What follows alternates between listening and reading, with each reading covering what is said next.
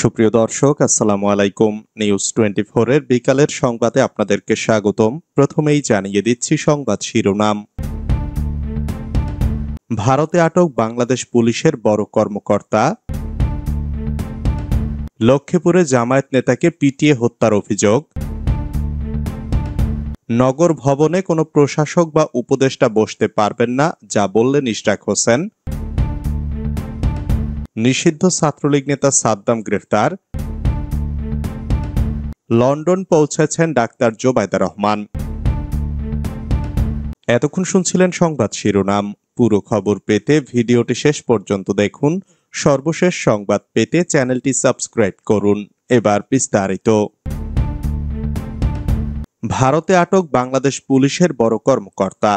ভারতের পশ্চিমবঙ্গ রাজ্যের উত্তর 24 পরগনা জেলায় বাংলাদেশ পুলিশের এসপি পদমর্যাদার এক কর্মকর্তাকে আটক করা হয়েছে। এ সময় আওয়ামী লীগের দুই নেতাকে আটক করা হয়। গত মঙ্গলবার উত্তর 24 পরগনার ভাটপাড়া পৌরসভার 26 নম্বর ওয়ার্ডের বাসুদেবপুর মোড় এলাকার একটি বাড়ি থেকে তাদের আটক করে জগদ্দল থানা পুলিশ। তারা বিগত 5 মাস ধরে তিতাস মণ্ডল নামের এক ব্যক্তির বাড়িতে অবস্থান করছিলেন। গোপন সংবাদের ভিত্তিতে পুলিশ সেখানে অভিযান চালিয়ে তাদের আটক করে। আটক ব্যক্তিরা হলেন স্বেচ্ছাসেবক লীগের যুগ্ম সাধারণ সম্পাদক খায়রুল ইসলাম জুয়েল, আওয়ামী লীগ নেতা আশরাফুর রহমান ও পলাতক পুলিশ সুপার হাসান আরাফাত আবিদ। স্থানীয় সূত্রে জানা গেছে, ভাটপাড়ায় বাসুদেবপুর মোড় এলাকায় তিতাস মণ্ডল নামের এক ব্যক্তির বাড়িতে গত 5 মাস ধরে অবস্থান করছিলেন ওই 3 বাংলাদেশি নাগরিক। তাদের চলাফেরা ও অবস্থান ঘিরে স্থানীয় বাসিন্দাদের মধ্যে সন্দেহ তৈরি হলে বিষয়টি পুলিশকে জানানো হয়।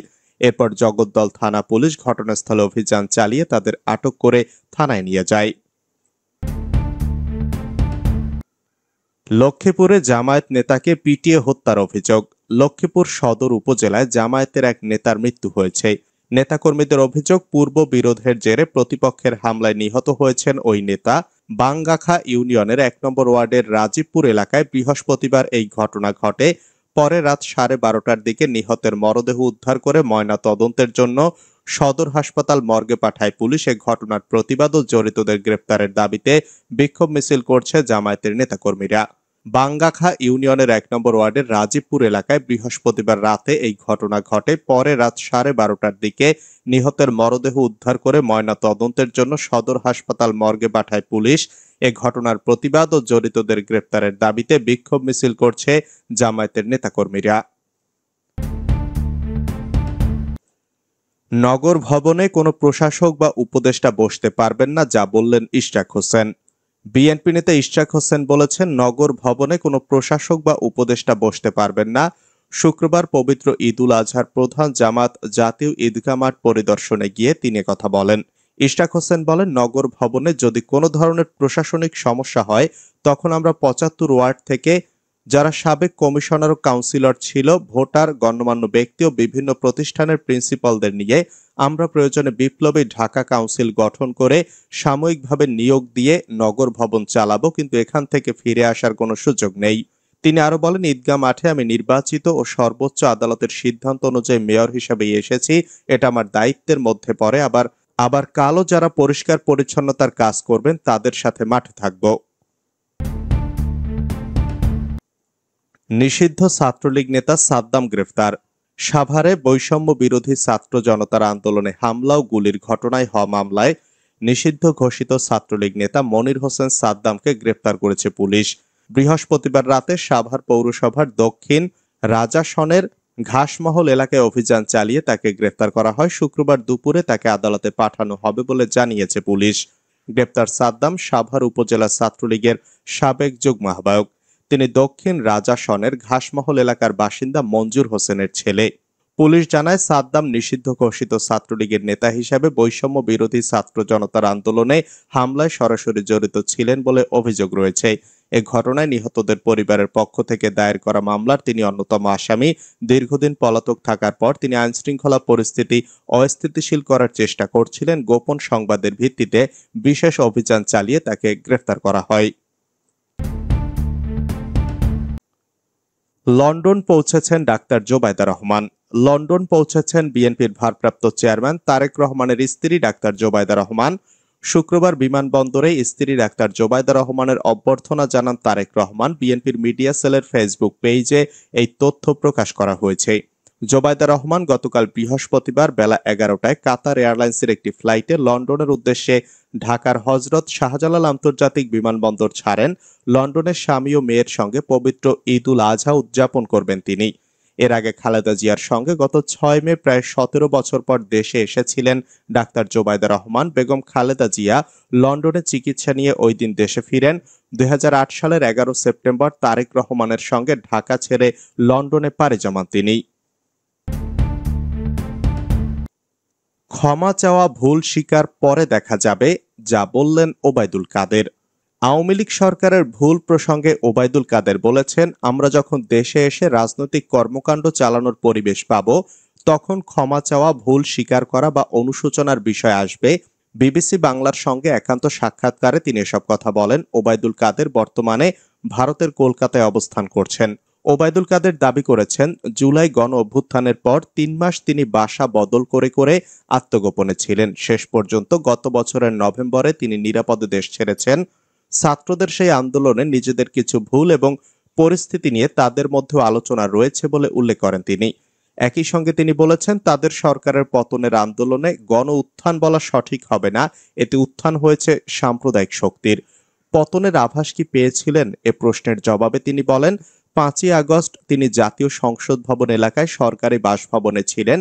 তিনি সেদিন যখন ঢাকামুখী মিছিলের খবর পান, তখন সংসদ ভবন এলাকাতেই অন্য একটি বাড়িতে গিয়ে আশ্রয় নিয়েছিলেন। রাজপথের পরিস্থিতি দেখে বাসভবন ছেড়ে সরে পড়ার বিষয়টা যে অনুধাবন করতে হলো, কাদেরের কথায় সেটা স্পষ্ট হয়েছে। তিনি এক পর্যায়ে জানতে পারেন যে সেনাবাহিনী প্রধান জেনারেল ওয়াকারুজ্জামান বেতারও টেলিভিশনে ভাষণ দেবেন। এ প্রসঙ্গে তিনি বলেন, সে খবরটি পেয়ে আমার বাইরে যাওয়ার সুযোগ ছিল না। সংসদ ভবন এলাকাতেই আর একটা বাড়িতে আমি আশ্রয় নিয়েছিলাম। সংসদ ভবন এলাকায় অন্য একটি বাড়িতে যখন আশ্রয় নেন মিস্টার কাদের, তখন সঙ্গে তার স্ত্রীও ছিলেন। এক পর্যায়ে সেই বাড়িও আক্রান্ত হয়, তখন স্ত্রী সহ তিনি আশ্রয় নিয়েছিলেন বাথরুমে। ওবায়দুল কাদের বলেন, আমি একটু অনন্যোপায় হয়ে বাথরুমে গিয়ে আশ্রয় নিয়েছিলাম, সেখানে অনেকক্ষণ থাকতে হয়েছে। একটা পর্যায়ে বৈষম্য বিরোধী ছাত্র আন্দোলনের নামে যারা সেদিন এসেছিলেন আমার বাসাবাড়ি আক্রমণ করতে, অনেকে ভাঙচুর লুটপাট করছে, একটা বীভৎস অবস্থা। ঘটনার বর্ণনায় তিনি এও বলেন, এরা যখন সারা ঘরের সবকিছু লুটপাট ভাঙচুর করে, এতক্ষণ ধরে আমার ওয়াইফ তাদেরকে বাথরুমের দরজায় দাঁড়িয়ে বারবার বলছিল আমি অসুস্থ। তারা প্রথমে বিষয়টিকে বিশ্বাস করে তারা অগ্রসর হয়নি, কিন্তু শেষ পর্যন্ত যেটা বাস্তবে দেখলাম, ভেতরে যে কমোড এবং বেসিন এটা তাদের টার্গেট, সেজন্য তারা জোর করে ঢোকার চেষ্টা করছিল। তো আমার ওয়াইফ আমাকে জিজ্ঞেস করলো কি করব, আমি বললাম খুলে দাও। কাদেরের বর্ণনায় বাথরুমের দরজা খুলে দেওয়ার সঙ্গে সঙ্গে পরিমরি ছুট অনেকেই ঢুকে পড়ল। তারা হঠাৎ আমার দিকে তাকিয়ে, তাদেরকে দেখলাম যে বিস্ময় ভরা চোখ, অবাক বিস্ময়ে তারা আমার দিকে তাকিয়ে আমাকে জিজ্ঞেস করলো, আপনার প্রধানমন্ত্রী তো চলে গেছে, আপনি জাননি? আমি তখন নির্বাক, আমি কিছু বলিনি। কাদেরের দাবি, এক পর্যায়ে তাদের মধ্যে একটা বিভক্তি দেখলাম। একটা গ্রুপ বলছে যে না, ওনাকে জনতার হাতে তুলে দেই, আবার কেউ কেউ বলছে সেনাবাহিনীর হাতে তুলে দেই। শেষ পর্যন্ত আন্দোলনকারীদের সেই দলটি কাদেরের শার্ট পাল্টিয়ে এবং মুখে মাস্ক দিয়ে তাকে নিয়ে রাস্তায় নামালো। তারাই তাকে এবং তার স্ত্রীকে একটি ইজি বাইকে নিয়ে রাস্তায় মানুষের ভিড় থেকে রক্ষা করলো বলে দাবি করেন তিনি। 5ই আগস্টের পর আওয়ামী লীগের বিভিন্ন পর্যায়ের নেতাদের দেশ ছেড়ে পালানোর বা গ্রেপ্তার হওয়ার নানা রকম খবর প্রকাশ হচ্ছিল, কিন্তু ওবায়দুল কাদের সম্পর্কে সঠিক কোনো তথ্য কোথাও পাওয়া যাচ্ছিল না। ভারত সহ বিভিন্ন দেশে অবস্থান নেওয়া দলটির অন্য নেতারাও তার সম্পর্কে সঠিক কোনো তথ্য দিতে পারেননি।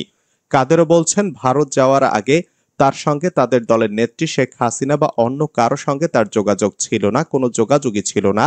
সেখান থেকে আমি কোনো যোগাযোগের চেষ্টা করিনি। তখন আসলে আমার একটা কনসার্ন ছিল যে আমাকে ধরার জন্য বিভিন্ন জায়গায় তল্লাশি অভিযান চলছিল। আমাকে বারবার বাসা পরিবর্তন করতে হয়েছে, আমার ওখানে অ্যারেস্ট হওয়ার একটা ঝুঁকি আছে, বলেন কাদের।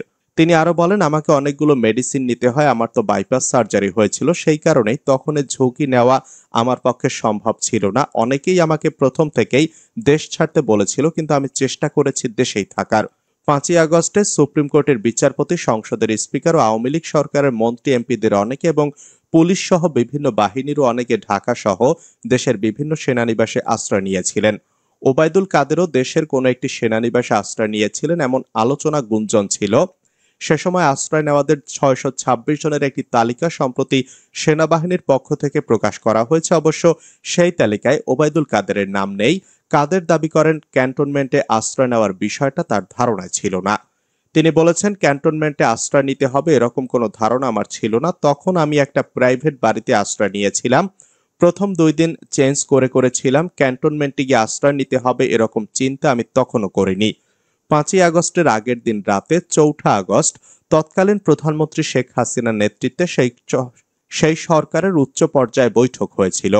ওই রাজনৈতিক পট পরিবর্তনের ইঙ্গিত দেওয়া হয়েছিল বিভিন্ন বাহিনী থেকে। এ ধরনের নানা আলোচনা রয়েছে বাংলাদেশের রাজনীতিতে। আসলে সেই বৈঠকে কি আভাস পাওয়া গিয়েছিল, কখন তারা আঁচ করতে পেরেছিলেন যে পরিস্থিতি তাদের পতনের দিকে নিয়ে যাচ্ছে? এ ব্যাপারে জানতে চাইলে ওবায়দুল কাদের বলেন, আভাস ইঙ্গিতটা অবশ্যই ছিল, তবে এটা নিয়ে নানা জনের নানা অভিমত ছিল। এটা আসলে কি ধরনের পরিস্থিতি সৃষ্টি করছে সেটা নিয়ে আইনশৃঙ্খলা বাহিনী, সেনাবাহিনী, তারপরে সিভিল ব্যুরোক্রেসি, আমাদের পার্টির এমপি, মিনিস্টার অনেকেই ছিলেন। এ ধরনের বিষয়ে আলোচনা হয়েছিল। তবে একেবারেই 5ই আগস্টে যেভাবে একটা বিস্ফোরণের মতো পরিস্থিতি সৃষ্টি হয়েছিল অত্যন্ত অর্গানাইজড ওয়েতে, সেটা সেভাবে চিন্তা করা হয়নি। আমার মনে হয় ইন্টেলিজেন্স এই বাস্তবতাটাকে যথাযথভাবে বোঝাতে সক্ষম হয়নি। একদিকে ছিল বাহিনীগুলোকে দিয়ে আন্দোলন দমনের চেষ্টা, অন্যদিকে আওয়ামী লীগ ও ছাত্রলীগ সহ অঙ্গ সংগঠনগুলো মাঠে নেমেছিল। কিভাবে এসব সিদ্ধান্ত নেওয়া হয় সে সময় এ প্রশ্নে ওবায়দুল কাদের বাহিনীগুলোকে ব্যবহারের দায় চাপিয়েছেন স্বরাষ্ট্র মন্ত্রণালয়ের উপর। তিনি বলেন, দেখুন, আইন প্রয়োগকারী সংস্থা তারা স্বরাষ্ট্রমন্ত্রীর অধীনেই কাজ করে এবং আমরা আমাদের দলীয়ভাবে, আমাদের মূল দল, সহযোগী সংগঠন, আমরা সতর্কভাবে বিভিন্ন জায়গায় সংগঠিতভাবে প্রস্তুত থাকতে আমাদের নেতাকর্মীদের নির্দেশ দিয়েছি। এখানেই আমাদের পার্টিকে আক্রমণ করার চেষ্টা করা হয়েছে বারবার। এ সময় আমরা আমাদের পার্টিকে সতর্ক পাহারায় থাকতে বলেছি। আক্রমণ হলে তো প্রস্তুত থাকতে হবে, দাবি করেন কাদের। শেখ হাসিনা সহ দলটির নেতৃত্ব তাদের পতনের পেছনের ষড়যন্ত্রের কথা বলছে। এই তত্ত্বের উপর ভর করেই তারা ঘুরে দাঁড়াতে চাইছে। এখনো পর্যন্ত এমনটাই মনে হচ্ছে দলটির নেতাদের কথায়। তাদের এই অবস্থান নিয়ে সাধারণ মানুষের মাঝেও নেতিবাচক ধারণা তৈরি হয়েছে। প্রশ্ন উঠছে, তারা আসলে ভুল স্বীকার করবে কিনা বা ক্ষমা চাইবে কিনা। এ সম্পর্কে ওবায়দুল কাদেরের বক্তব্য হচ্ছে, একটা কথা আমি বলি আপনাকে, আমাদের মধ্যে চর্চা আছে, ঘটনার বিশ্লেষণ, আমাদের ভূমিকা নিয়ে কথাবার্তা আছে। একই সঙ্গে তিনি বলেন, দেশের অভ্যন্তরে যখন শান্তি স্থিতি আসবে এবং আমরা দেশের মাটিতে রাজনীতি যখন করতে পারবো, রাজনৈতিক কর্মকাণ্ড যখন আমরা পরিচালনা করতে পারবো, যদি কোনো ভুল হয়ে থাকে মানুষকে নিয়ে আমাদের রাজনীতি, এদেশের মানুষের কাছে ক্ষমা চাওয়ার বিষয়ে আমরা কখনো পিছিয়ে থাকতে প্রস্তুত নই। কাদের বলেন, ক্ষমা চাওয়ার বিষয় দেশের মাটিতে, দেশের বাইরে থেকে আমরা ক্ষমা চাইবো কেমন করে? সবকিছুরই সূত্র হলো দেশ। দেশের মাটিতে বসেই আমরা যদি কোনো কিছু অনুশোচনা, ক্ষমা এসব বিষয় যদি থাকে, তাহলে অবশ্যই আমরা দেশের মাটিতেই আমাদের যে বিশ্লেষণ, আমাদের যে রাজনৈতিক চিন্তা ভাবনা, তার প্রতিফলন অবশ্যই হবে।